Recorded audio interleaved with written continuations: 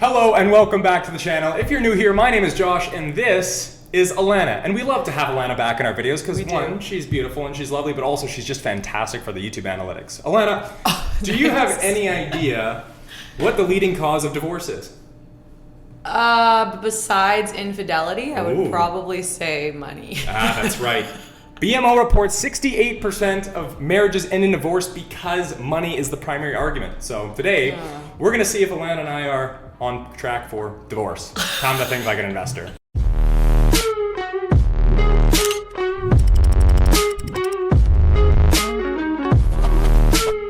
So, Alana, do you think that we argue about money? Would you say that we're arguers when it comes to finances? I had a dream last night that MasterCard called you about my MasterCard. You got really mad, and then I woke up this morning and it turned out I had in fact maxed out my credit card. Now I'm telling you, so wait, do we argue about money? No, you just have those wide-eyed looks a lot of the time. I would say that we have little cute quarrels about money. It's not as if we have arguments where we're yelling and they're shouting matches, but all that being said, guys, one thing I will have to say is that Alana and I are different than most people. Maybe we're not, but I'd say we have a unique financial situation where both of us make enough money to be somewhat happy. It's not like we're really struggling to make ends meet. Depends when you would have asked me that. That's right. That's right. But also, we don't have a ton of consumer debt other than the fact that you just told me about your maxed out MasterCard. Yeah, but I get paid this week, so it's gone. You'll take care of that. I'll take care of it. And both of us are in the habit of contributing to our investments on a regular basis. You're up to $75 a week now. I think, right? I think I told you to do that. Yes. Great. So if I have the math correct on that, that's about 1 million, 1.2 million. By the time you're 65, that could help us. So as keep long as that I going. make it there, that's good. That's my biggest thing with investing. I might not make it to 65. Well, if there is things that we argue about money, where would they be? And you know what? I'll start this off. I would say that we do pretty well when there are things that we both want. Let's say we both want a coffee maker. The way that we do that is we usually, each put up the amount of money that would be a proportion of our total income. So let's say we add our two incomes together and we find out who has what percentage of the total household income, and then we'll break it down by that. So obviously I pay for majority of everything because I make so much more. Right. So if we want to buy a $1,000 coffee maker, that probably means Alana is going to pay for about $800 of it, and I'm going to pay for about $200. Yeah, right. Yeah. That might be reversed. But all that being said, I think we do pretty well when we both have something we want and we can put our heads together and save for that. Yeah. The disconnect is when there's things that one of us wants and expects the other person to help pay for. What would be a good example of that? I mean, we've just outfitted our new house, or our new apartment. You went 3 months at your new place without a couch. So I feel like what you see as urgent and necessary for a living space is much different than what I would see we need to get. And I'm a pretty big, if I want something, I just go get it. I'm very instant gratification, and he's more like, I'll hold off till the next thing. Oh, this doesn't fit into my budget. Right. I just work and I make more. So I would say that the thing for me is when we want to entertain people and you go make a massive run at the store for entertaining, and there's all sorts of food and beverages, and all of that being said, I look at that and it's just something that's been charged to the credit card that I'm expected to make up for and pay for, and at the same time I'm like, but I didn't really decide to go this overboard with how much we spent. I didn't mean to have a $500 dinner and $1,000 worth of drinks or whatever it might have been, and now I've got to make up for that because that was exaggeration. It's a bit of hyperbole, but all that being said, it's those things where I don't really expect to have to pay for, and now I'm expected to pony up. I'm like, okay, but tell me more. Is that fair or unfair? Well, I want to kind of dive into that more. Dive in. Let's go. Let's pull that thread. You're the type of person that would go to a party in high school and just show up and not bring any booze to a house party. Well, that's right. Because why would I incentivize myself to drink if that's not something that's really good for me? If it's something that's going to happen, fate is going to make it happen. It's not like I'm going to go. Fate's going to make it happen. AKA sees a beer, grabs it. Well, no. And now at our home, sees a beer, grabs it. Which is fine because I supplied the beer. So I would say for us, one of the main things that we do really well is there's something that we both want and we split it up, we put our money together and we make it happen. Where we're not so great is when one person wants something and the other person really doesn't want it, and now the other is expected to chip in. Fair enough. But the reality is that, for most parts, you'll easily just chip in for what I want because you just want to see me happy, and I won't chip in for what you want because I want a lot. Correct. Not okay. That's harsh on myself. I don't want a lot of little things. But yeah, if you asked me to start chipping in for your golf, I'd whack you Right. I'd whack you over the head with a 6-iron. We're not married. I don't get any life insurance. Okay, so speaking of marriage, here's something that I think is for marriage. This is how he proposes. No. Speaking of marriage, this is what I think is for marriage. Sharing bank accounts. Have you ever thought about sharing bank accounts? Is that something that's crossed your mind? Like, should we do that? Oh yeah, now that we're living together, even within the first month, it's like, or 2 months, I guess. Yeah, it makes sense. And then, well, especially more so for kids and expenses that are like shared fixed expenses, and then you know exactly what's being spent on between two parties. Like, yeah, right? Yeah. Totally. Now, do you understand why I might think that's something that we should have for marriage instead of a relationship? Like, what if you get all your finances really intertwined? And I'm not trying to say it doesn't work out, but legally speaking, do we want to try to prevent some lawsuit, prevent some major issue in the future? If you combine the money together and one person's making more, then the other person can spend more than they're making. There's all these sorts of things, right? You ever thought about those? Yeah, not really. Are you upset that we don't share bank accounts? No. Me neither. I don't find it that big of a deal. And I think it's good for now. I don't need you questioning even more of the spending I do. Right.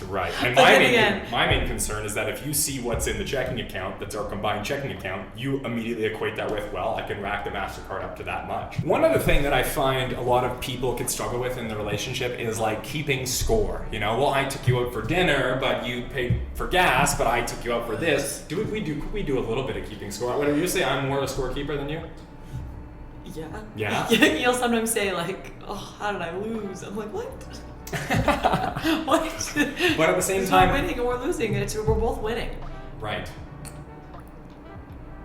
But we actually came up with a nice little system, which was I'll pay for dinner, you pay for the tip. And that way, me, who tend to be the kind of person who doesn't want to tip if I get terrible service, you would still be like, oh, I empathize with them, I'm going to tip them anyway. So that allows us to tip people who do Tip your frickin' servers. Like... No, you should tip your servers. Tip your servers. The problem is that servers need to understand incentive systems. You're being tipped so that you do a good job. If you're having a horrible day and you ruin someone's night and you have no... Oh yeah, if you're being a asshole, then maybe I'll say it to their face. I'll reduce. But I just tip more than he would.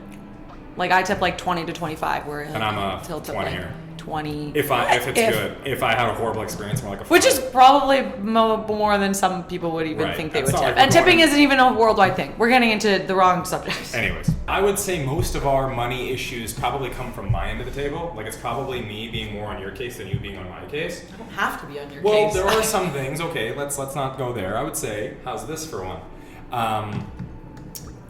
For some reason, it seems like I'm the one keeping score, and then at the end of, let's say, a month, you'll be like, hey, you forgot to e-transfer me $70 for that thing we did on the first of the month. So it's like, we're going way back in time to things I've forgotten about, and it feels like you're cherry-picking little expenses for me to pay you back for, maybe because your credit cards got too high. It's like, oh, I've spent too much, so maybe I can like pick some stuff out of Josh's stuff pocket Well, here. I just expect you to pay me back right away, and if it's not, it's like I have to be a loan shark. Right. A little bit, you know? Yeah. Okay, hey, it's end of the month, pay Coming up. for my fingers, I'll smash them off. Pay up, man. But I also just have, because my income is smaller and my budgets are tighter, like a $70 purchase here and a $60 purchase there, like that actually adds up for me. Whereas you don't tend to notice it. Right. Fair enough. So that's why I come back and ask for it, which in return I've tried to be getting better because he communicated that with me of like, okay, it's fine, I'll pay back, but just ask for it right away. So I'm not like, what was this for? And making it up. So far nothing's really upsetting me because I feel like now that we're finally now that we're coexisting in the same space, and before it was like a lot of back and forth, like food wise, that was like when you had the HelloFresh all the time, I would like maybe have that or whatever. But now that we're sharing, like I would say I spend a lot of money on food, but I'm doing a lot of meal prep, grocery, etc. Whereas like Josh buys his like meals prepped. Right. And that's one. Hey. And that's really it. And then, but I'm picking up like the milk, the snacks, the bread, the pantry, like literally everything else in the kitchen. Like watch the home tour. Yes. He didn't even know that the oven turned on, I don't think. Like it's Yes, no. Which is fine. That's true. I like cooking. Right. And I think that's one of the things to think about is like your lifestyles are going to be different. You prepare food differently than I do. So it's like I'm going to pay for my groceries and you're going to pay for yours, but at some point in the future it's probably expected that it'll merge. But at the same time, if I don't want to have to cook or clean, and I can just get a meal prep service that's really easy, and you And want maybe a cleaning how do we get service. those things to even out, right? Cleaning service. Cleaning services. Because I don't really like cleaning either, but I've been doing it. I would say one thing we're really lucky about is that you don't have a massive amount of debt, and I don't have a massive amount of debt. Actually, neither of us have any debt except for this credit card thing. I don't have any debt except to the bank of my mother, because she right. helped me out with some expenses years ago when my father passed away. So I just owe my mother money, and she's just a gracious, hardworking lady. So What's the interest rate? 0%. Okay, so that's fine. It just means you're leveraged. It sounds like it's actual debt. I love you, Mom. But yeah, no, not actual debt. I'm very lucky in that regard, which again, like that's just a position that I was lucky to be in. One of the things we think about is like who brings what into the relationship in terms of like debts and assets. All assets, baby. Yeah, I mean, let's say the qualitative assets are high. It's the quantitative assets I'm talking about. So debts, investments. Are you bringing property into the relationship? Are you bringing debt into the relationship? And lucky, none of us brought debt into the relationship. But in the future, just a lot of baggage, am I right? Shit. I have assets. You have spent your early 20s having great experiences. We'll put it that way. I spent them. You've spent a lot of stuff in your early 20s, right? You spent those assets. So that's a good way to put it. So one thing that comes to my mind is in the future, how do we think about a house? Is that just something that's going to be on my shoulders? And maybe I'm okay with that. I was like hoping for that. Totally upset. No. But when it comes to us applying a down payment or when it comes to buying things together, it's like, how are we going to make sure that we both have an equitable position in these things? That's one of the things that I'm curious about. Regardless, in any way I say this, you're probably going to be like, oh my God, you're such an idiot on that. No, I would never say that. No, they might. You might. Oh, they might say. One of. It's fine. But I think for a while there, it went through my brain that I'm like, oh, if you're buying a $200,000 house, like this was when I was younger, keep in mind, but it's like, that's why I'm like, you idiot. Like if you're buying a $200,000 house, which isn't a thing anymore, keep in mind, but I'm like, you need $200,000 in your bank account. You weren't sure. You weren't. I don't know. I'm like, because I grew up on a farm, I had a cash. My dad was big on like cash. Everything cash. Never had a losing year. Like I had to buy my first car cash. Right. It wasn't like you're paying interest, you're paying on a plan. Right. So you never understood the fact that a mortgage would allow 5% down or 10% like until down. I was older, and I was like, right. Oh, that makes so much more sense. Right. It does make. What are the areas of our finances that worry you the most in the future? I would say that's the thing that doesn't really worry me in the future. My main worry is if I am going to work my absolute butt off to have a really good lifestyle where we can like travel and like have nice things. Yeah. All I'm wondering is, okay, so I appear to be, maybe this is my brain's ability to compartmentalize things, but I appear to be providing the financial structure and benefits. Yeah. So my only thing is like, is what kind of deal can we feel like is equitable where I'm getting stuff in return as well? And I don't mean to say that Alana's not giving me anything in return. My thought is, am I going to end up being some dead-end husband who's supplying all the money and not getting anything back? Do I actually think this is going to happen? No, but if I would say that's... asking if I'm a gold digger, the answer is absolutely. But no, no, I'm not. I don't really have a need for nice. Like he wants nicer things than I do, I think. So in the long term of the spending, it would be more so again, just like, hey. Like if the dishwasher breaks, he's like, well, that's fine, that's no big deal. I'd be like, no, like we need to be able to wash dishes. Like that would be literally something I'd have to convince you of. Right. Fair enough. Like, hey, the dryer's broken. Well, it's fine. We'll just hang dry everything. It's like, oh dear. Oh. Okay, that's not gonna work. So you'd say that's your number one anxiety?